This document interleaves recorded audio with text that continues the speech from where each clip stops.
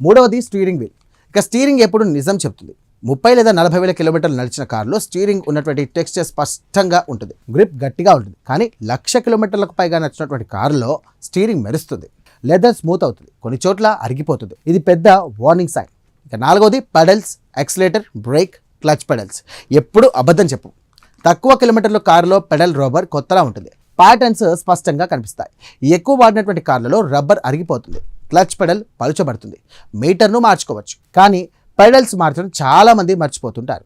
ఐదవది గేర్ క్నాబ్ మరియు hand brake. Gear క్నాబ్ పై ఉన్నటువంటి నంబర్స్ చెరిగిపోయాయా, లెదర్ చాలా స్మూత్గా మారిందా, హ్యాండ్ బ్రేక్ గ్రిప్ అరిగిపోయిందా, అయితే కారు ఎక్కువగా వాడబడింది. లో మైలేజ్ క్లెయిమ్కు ఇది సరిపోదు. ఆరవది డ్రైవర్ సీట్.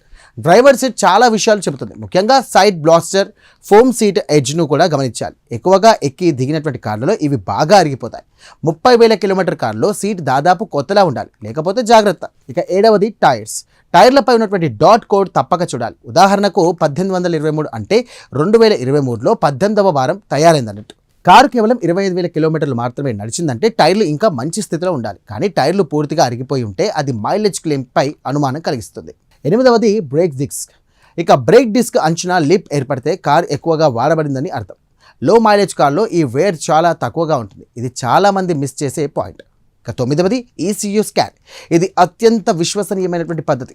ప్రొఫెషనల్ స్కానర్స్తో ECUలో స్టోర్ అయినటువంటి మైలేజ్ను చదవచ్చు.